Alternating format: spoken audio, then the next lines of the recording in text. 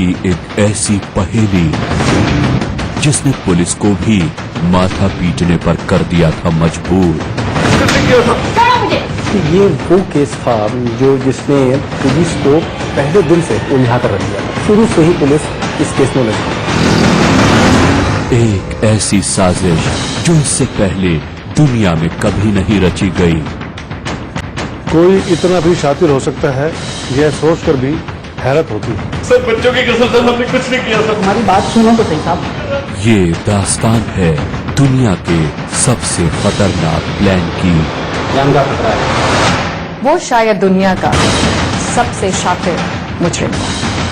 वो प्लान जिसमें खुद को फंसने से खुद पुलिस भी नहीं रोक पाई। गुनाह की एक ऐसी सच्ची कहानी जिसे आप कभी नहीं भुला पाएंगे।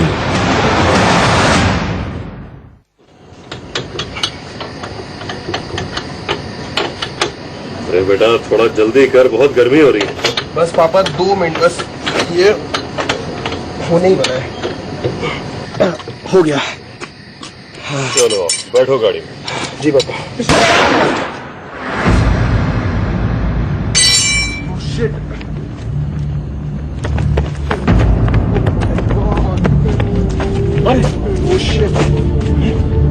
ये क्या हुआ? किसने किया ये सब? अरे बेटा फोन कर पुलिस को। मुझे बचा लीजिए, मुझे गोली लगी है। बहुत खून बह रहा है। घटना स्थल पर पहुंचने के बाद मैं देखता हूं कि उसके कंधे से काफी खून बह रहा था। इतना बहता खून मैंने पहले कभी देखा नहीं था। और वो मदद की पुकार कर रहा था कि मुझे गोली मार दी, मुझे गोली मार दी। मैं और मेरे बेटे ने पीसीआर को भी फोन किया।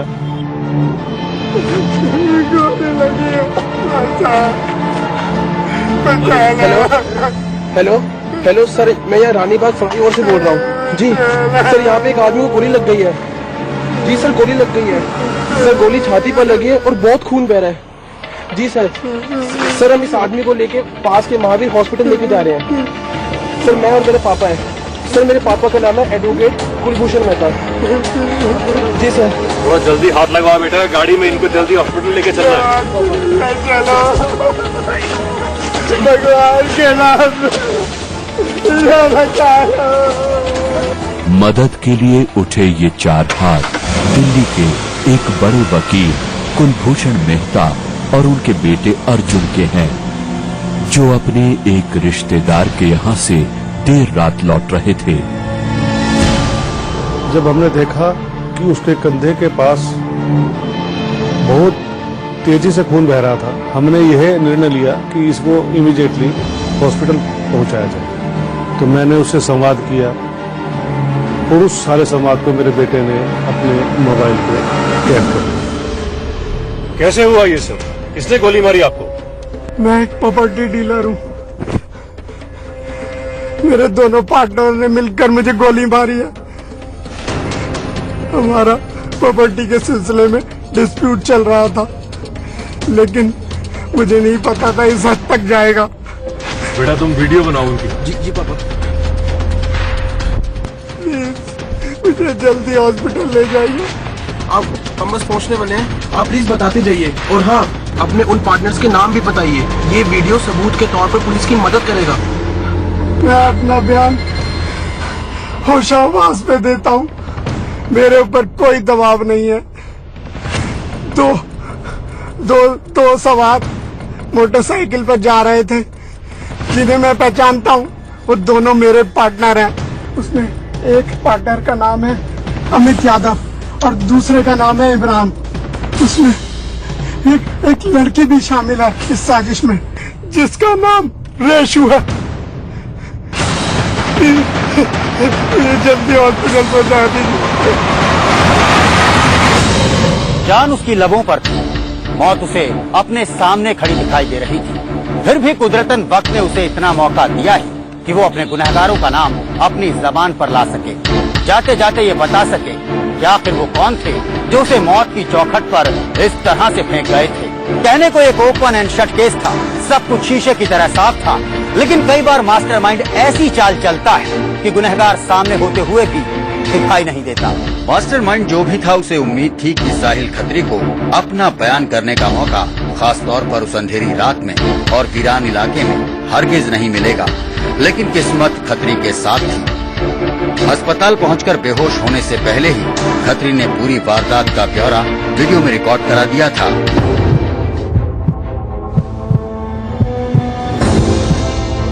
अपने पार्टनर्स के वार का शिकार हुए एक इंसान को वक्त पर मदद मिल गई थी। वकील कुलभूषण मेहता और उनके बेटे ने बिना वक्त गंवाए जख्मी प्रॉपर्टी डीलर साहिल खत्री को अस्पताल पहुंचा दिया। लेकिन अस्पताल पहुंचते पहुंचते साहिल खत्री का काफी खून बह चुका था। उसकी हालत गंभीर थी। इस बीच पुलिस भी अस्पताल आ पहुंची। क्या नाम आपका? मेरा नाम कुलभूषण मेहता और ये मेरा बेटा। कहाँ से आ रहे हैं आप लोग? हम लोग गाजियाबाद एक रिश्तेदार के यहाँ से। ये कहाँ मिला आपको? क्या आप जानते हैं इसको? जी नहीं, हमारी गाड़ी का टायर पंक्चर हुआ। हम लोग टायर चेंज कर रहे थे और अचानक एक धमाका हुआ। ये हमें रोड पे मिला। क्या टाइम था? करीब 11:30। फिर क्या, हमने 100 नंबर पे कॉल किया, इसको गाड़ी में डाला और सीधा हॉस्पिटल आ गए। उसने कुछ बताया आप लोगों को? सर हाँ सर, उसने कहा था कि उसके 2 पार्टनर ने उसको गोली मारी है सर, जिसकी रिकॉर्डिंग हमने इस मोबाइल फोन में करी है। वीडियो हमने साहब को दे दी है। जी जनाब, मैंने ले लिया है और वीडियो में उसने सब कुछ बता दिया है। अच्छा, आपने किसी को गोली चलाते हुए देखा? जी नहीं, ऐसा हमने कुछ नहीं देखा। ठीक है, आप लोग उस पर एक डॉक्यूमेंट में साइन कर दीजिए। श्योर। इस अपना नाम, नंबर, एड्रेस डाल दीजिए। अगर जरूरत पड़ेगी तो हम आपको बुलाएंगे। Sure sir, any time. आप लोगों ने बहुत अच्छा काम किया। अनजान होते हुए भी एक इंसान की मदद की, इससे बड़ी इंसानियत क्या होगी? तो हमारा फर्ज था, बस अब इसकी जान बच जाए। फिलहाल जान बचना तो बहुत मुश्किल है, क्योंकि इसकी कंडीशन बहुत सीरियस है। आप लोग निकल सकते हैं, मैं डॉक्टर से बात कर लूँगा। Thank you. Thank you. Thank you. Thank you sir. Thank you. Thank you sir.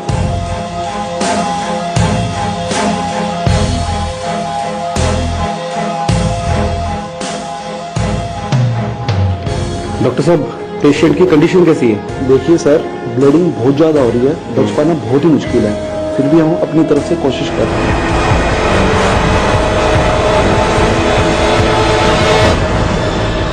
उम्मीद तो सबको यही थी कि गोली लगने के फौरन बाद मदद मिल जाने से जख्मी साहिल खत्री बच जाएगा, लेकिन ऐसा हुआ नहीं।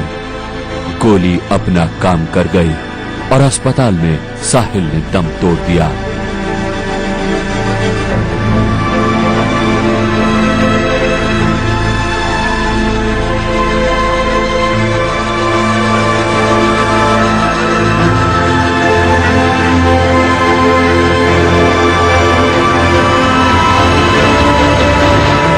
अब तक जो मामला 307 यानी कि हत्या की कोशिश का था, अब 302 यानी हत्या के केस में तब्दील हो चुका था।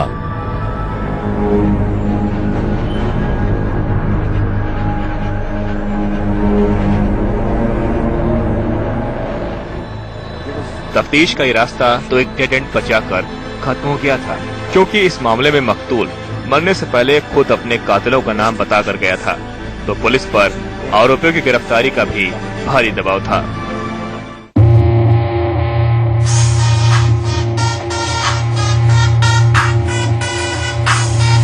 हेलो। हाँ अमित भाई, क्या हाल चाल?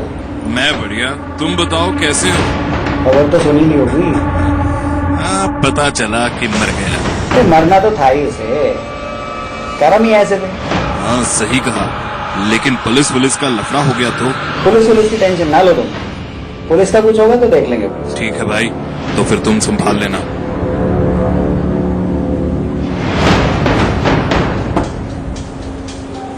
साहिल की मौत के साथ ही उसके पार्टनर्स को लगा कि बात खत्म, पूरी तरह से मामला अब खत्म हो चुका है, लेकिन ऐसा था नहीं। दरअसल साहिल अपनी मौत से पहले भी एक वीडियो के जरिए अपना बयान दे गया था। दूसरे अल्फाजों में वो जाते जाते अपने दोनों पार्टनर्स की कब्र खोद गया था। सर, जो रानीबाग वाला केस है, विक्टिम की आज शाम को सर डेथ होगी इसमें। वो रानीबाग फ्लाईओवर वाला? जी सर, जिसमें डाइंग स्टेटमेंट आई थी। मरने वाले ने कातिलों के नाम बताए थे।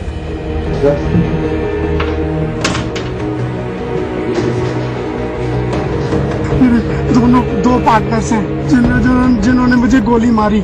उसमें एक पार्टनर का नाम है अमित यादव और दूसरे का नाम है इमरान।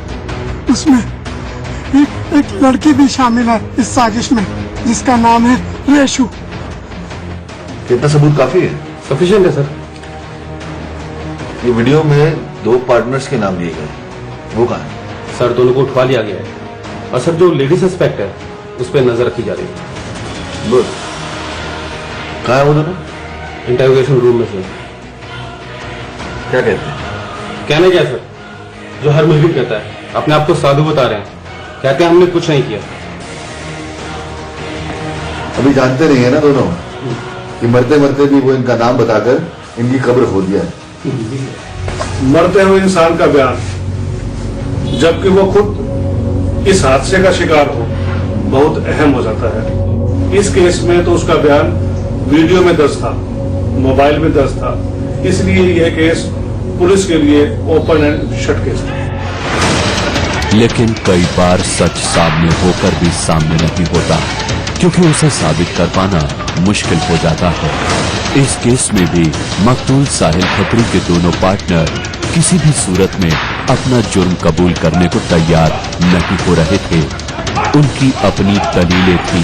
तब पिटोगे, किया तो तुम लोगों ने ही है, जो इतना ड्रामा कर रहे हो। सर बच्चों की कसम से हमने कुछ नहीं किया सर। कौन कहता है मैंने किया है? अपने आप को तो हर कोई संत बताता है, और जब ये संतराम पड़ता है ना तो हर कोई बोल देता है। साहब हम तो उस रात थे ही नहीं वहाँ पे, हम रानी बाग के फ्लाईओवर पे थे ही नहीं। आज हमें साबित करने का मौका तो दो, हमने कुछ नहीं किया। सर अभी तो सब अपने आप को साधु ही समझ रहे हैं। दिल्ली पुलिस को पागल समझ रखा है। कुछ नहीं किया है। 2-4 गवाह खड़े कर दोगे, वो भी झूठे, और हम मान लेंगे। साहब मैं बताता हूँ साहब, गाँव में ना उसका साहब एक मामा है जिसकी ना किसी जमीन के लिए ना उनका कोई आपस में रंजिश चल रही है साहब। हो सकता है साहब उसने मार दिया हो। साहब हमने कुछ नहीं किया, आप हमें मौका दो, हमारी बात सुनो तो सही साहब। अच्छा, उसने तेरा नाम लिया? हाँ साहब। और तू टोपी मामा को पहना है? नहीं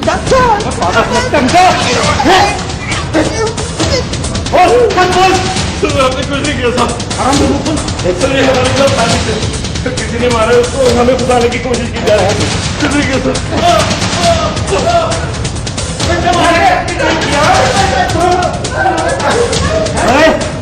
खोदो, मतलब वो हाथ करूंगा। सर ये हमारे खिलाफ साजिश है।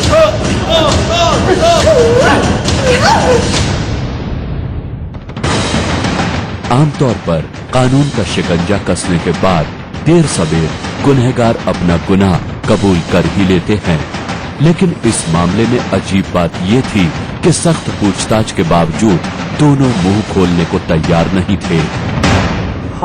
थाने पहुंचने के बाद करीब करीब नामुमकिन है कि कोई गुनाहगार अपना जुर्म ना कबूल करे। कुछ जल्दी जुर्म कबूल कर लेते हैं तो कुछ जरा देर से, लेकिन इस मामले में दोनों आरोपी अपना गुनाह मानने को ही तैयार नहीं थे। ये अजीब बात थी। सर बड़े बड़े देखे हैं, लेकिन इनसे बड़ा ढीठ नहीं देखा। पिट पिट के लाल हो गए हैं, लेकिन बात मानने को तैयार नहीं। पता नहीं क्या सोच रहे हैं। जैसे जुर्म कबूल नहीं करेंगे तो कानून से बच जाएंगे। सर किया तो इन्होंने ही है। दोनों एक प्रॉपर्टी को लेकर खतरी से डिस्प्यूट की बात मानते हैं, लेकिन जब बात मर्डर की आती है तो इनकार करते हैं। उस वीडियो रिकॉर्डिंग में साहिल खत्री ने किसी और का नाम भी लिया था, एक रेशु नाम की लड़की का। मुझे लगता है हम उसे गलत ही नजरअंदाज कर रहे हैं। जी सर। एक काम करो, उसे बुलाओ, आखिर देखे तो सही कि मामला है क्या। और सुनो, इन दोनों को थोड़ा पानी वानी पिला देना, मरवन आ जाएंगे। ठीक, ओके।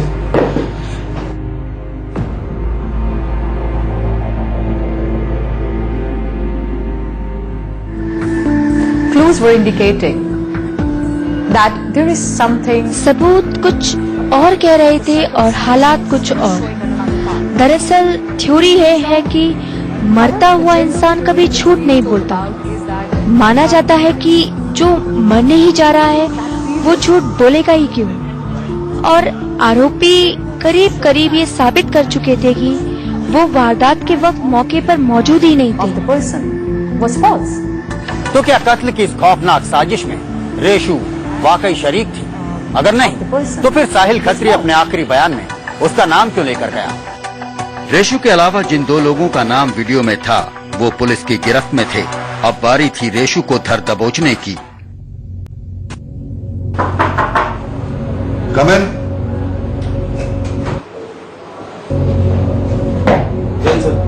सर, साहिल खतरे मामले में जो लड़की है ना, रेशु, जिसको आपने बुलवाया था, सर वो बाहर खड़ी है। ले आओ उसे।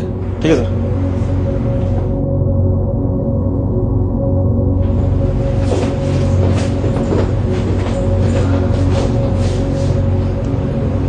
रेडी?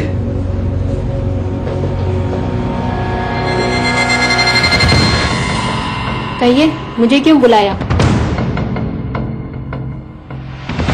काफी जल्दी में लग रही है आप। जी मुझे और भी बहुत काम है। ओह आई सी।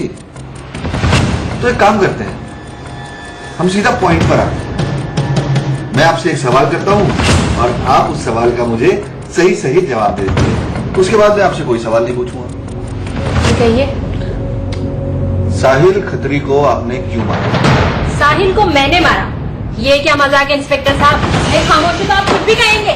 छोड़ो मुझे, और मुझे डराने की कोशिश मत कीजिए इंस्पेक्टर साहब। रेशु नाम है मेरा, जेल जाकर वापस आ चुकी हूँ। कोई सबूत है आपके पास?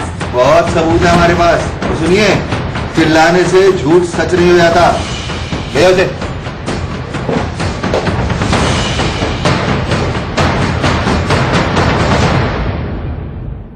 पुलिस को लग रहा था कि रेशु के गिरफ्तारी के बाद मामला अब नया मोड़ लेगा। पुलिस गलत थी। दरअसल ये वो वक्त था जबकि इस केस की तफ्तीश एक नया और बेहद सनसनीखेज मोड़ लेने वाली थी। दरअसल अब इस मामले में एक किरदार की एंट्री होने वाली थी। वो किरदार जिसकी तासीर ये इशारा करती थी कि वो कभी भी किसी का भी कत्ल कर सकता था। रेशु ने कुछ बताया? नहीं सर, वो कुछ बताने को तैयार नहीं है। और अमित इमरान? नहीं सर। लेकिन सर, अमित बार बार किसी मामा का नाम लेके बहकाने की कोशिश कर रहा है। मुझे लगता है हमें इस मामा को ट्रेस करना होगा। मामा की तहकीकात से ही केस की अगली कड़ी मिलेगी। ठीक है सर।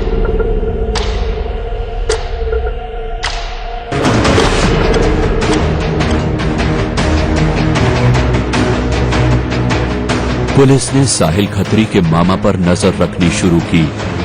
साहिल खत्री का मामा एक रसूख वाला आदमी था जिसकी राजनीतिक पहुंच भी थी।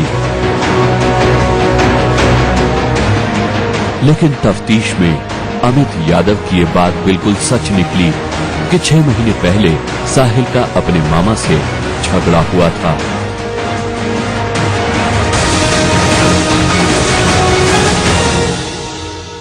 फिलहाल वक्त है छोटे से ब्रेक का, लेकिन जब ब्रेक से लौटेंगे तो आपको बताएंगे कौन था वो जो पुलिस की तफ्तीश पर लगातार हंस भी रहा था और रो भी रहा था। तफ्तीश अब एक नया मोड़ ले चुकी थी, लेकिन कातिल का चेहरा अब भी साफ नहीं था। मामा के किरदार ने पुलिस को आस जरूर जगाई, लेकिन वो मास्टरमाइंड ही क्या जिसका बुना साजिश का जाल इतनी आसानी से सुलझ जाए। साहिल खत्री तुम्हारा ही भांजा था? हाँ जी, मेरा भांजा था जी। तो मामा जी कंस क्यों बन गए? क्यों मार दिया अपने भांजे को? मैंने मार दिया? कैसी बातें कर रहे हो जनाब, मैंने नहीं मारा।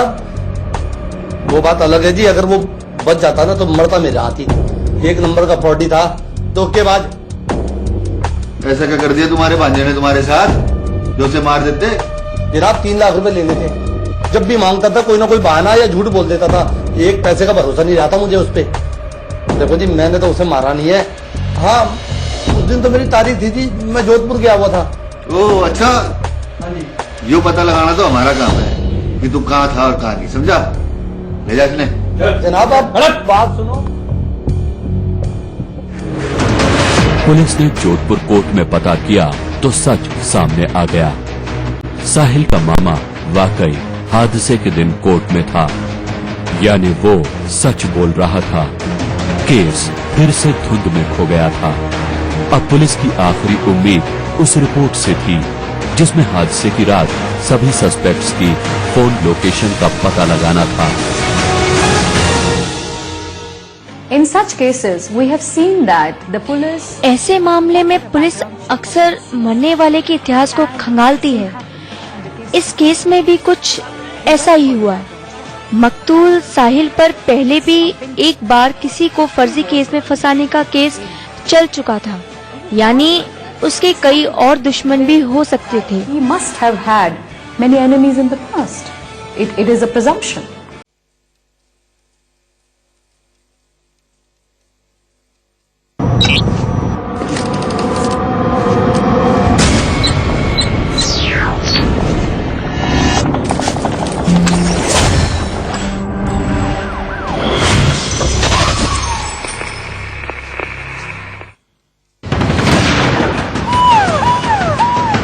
जुर्म की एक ऐसी पहेली जिसने पुलिस को भी माथा पीटने पर कर दिया था मजबूर।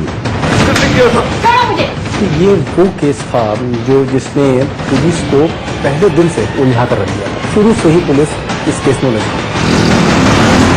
एक ऐसी साजिश जो इससे पहले दुनिया में कभी नहीं रची गई। कोई इतना भी शातिर हो सकता है, यह सोचकर भी हैरत होती है। सर बच्चों की कसम से हमने कुछ नहीं किया सर। हमारी बात सुनो तो सही साहब। ये दास्तान है दुनिया के सबसे खतरनाक प्लान की। जान का खतरा है। वो शान कभी झूठ नहीं बोलता। माना जाता है कि जो मरने ही जा रहा है वो झूठ बोलेगा ही क्यों। और आरोपी करीब करीब ये साबित कर चुके थे कि वो वारदात के वक्त मौके पर मौजूद ही नहीं थे। The person was false. एक एक कर पुलिस के सभी दाव अब तक खाली जा चुके थे। कोई एक भी ऐसा सस्पेक्ट नहीं था जिसके खिलाफ पुलिस एक भी सबूत जुटा चुकी हो। यही वो वक्त होता है जब आमतौर पर ऐसे केस ठंडे बस्ते में चले जाते हैं और उनसे जुड़ी फाइलें बाकायदा मालखाने में धूल फांकने लगती हैं। इस केस का अंजाम भी यही होना था, लेकिन उससे पहले अचानक एक ऐसा सुराग पुलिस के हाथ लगा कि इस पूरे मामले ने एक नई दिशा ले ली।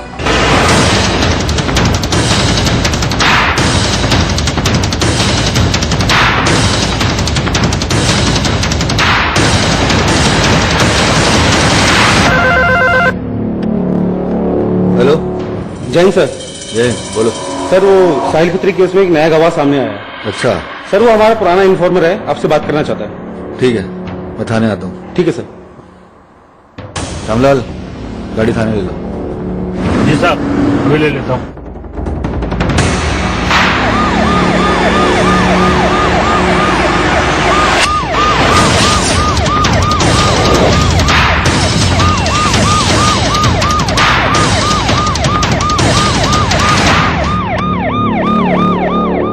Police has a set of informers and police वालों के पास मुखबिरों का एक अपना जाल होता है।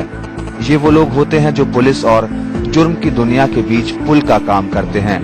वो खबर देते हैं और बदले में पुलिस वालों से कुछ पैसा वगैरह लेते हैं, लेकिन कई बार ये मुखबिर हैरत अंगेज खबरें भी दे जाते हैं। ऑफ द इन्फॉर्मर्स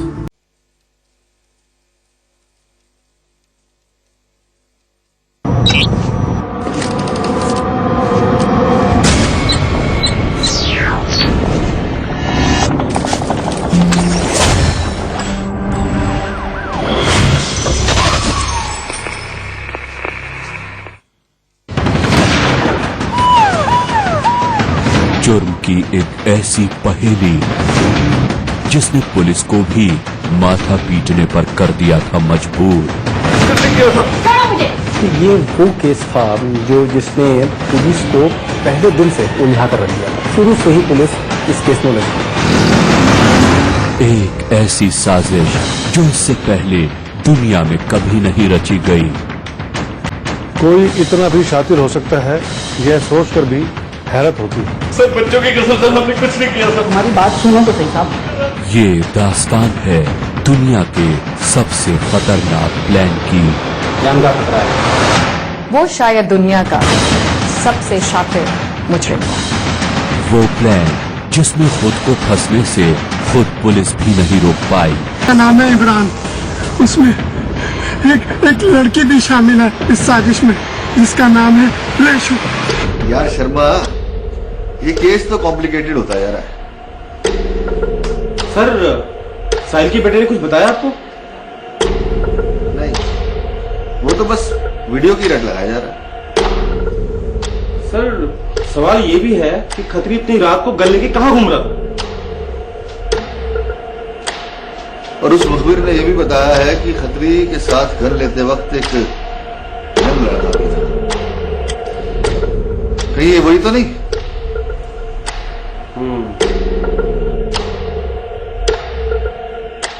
फिलहाल खत्री के बेटे अक्षय पर पुलिस का शक बेजा नहीं था।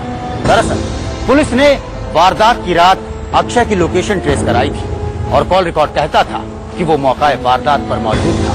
यानी अक्षय पुलिस को बहुत कुछ बता सकता था।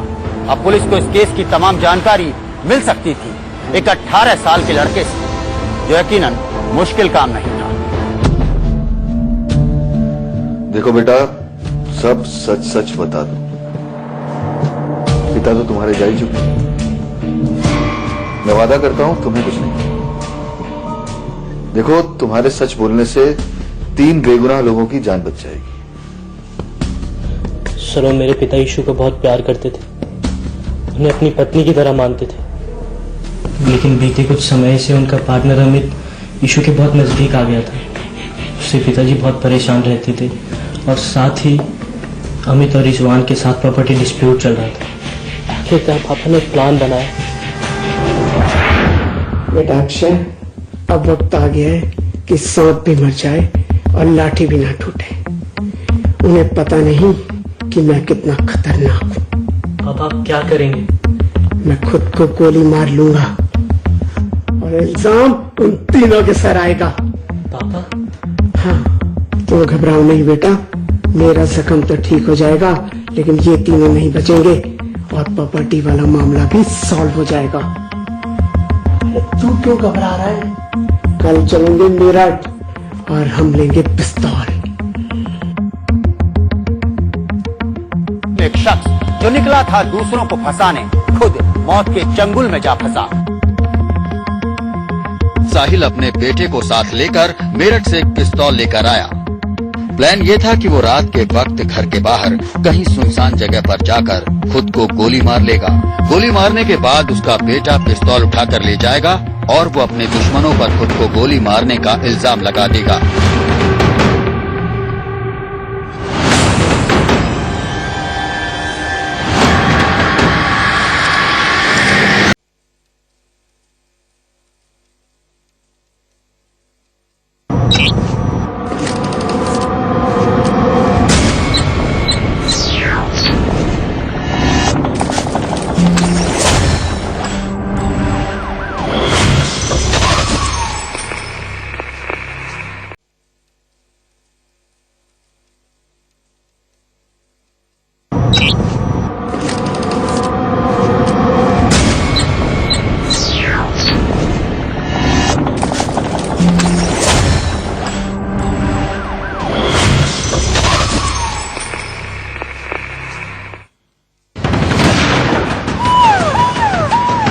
जुर्म की एक ऐसी पहेली जिसने पुलिस को भी माथा पीटने पर कर दिया था मजबूर। ये वो केस था जो जिसने पुलिस को पहले दिन से उलझा कर रख दिया था। शुरू से ही पुलिस इस केस में लगी। एक ऐसी साजिश जो इससे पहले दुनिया में कभी नहीं रची गई। कोई इतना भी शातिर हो सकता है, यह सोचकर भी हैरत होती है। सर, बच्चों की कसम से हमने कुछ नहीं किया सर। हमारी बात सुनो तो सही साहब।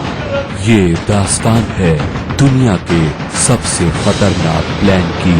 जान का खतरा है।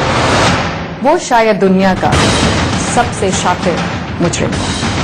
वो प्लान जिसमें खुद को फंसने से खुद पुलिस भी नहीं रोक पाई। गुनाह की एक ऐसी सच्ची कहानी जिसे आप कभी नहीं भुला पाएंगे।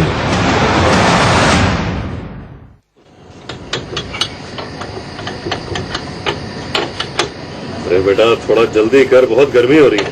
बस पापा 2 मिनट, बस ये होने ही वाला है। हो गया। चलो बैठो गाड़ी में। जी पापा।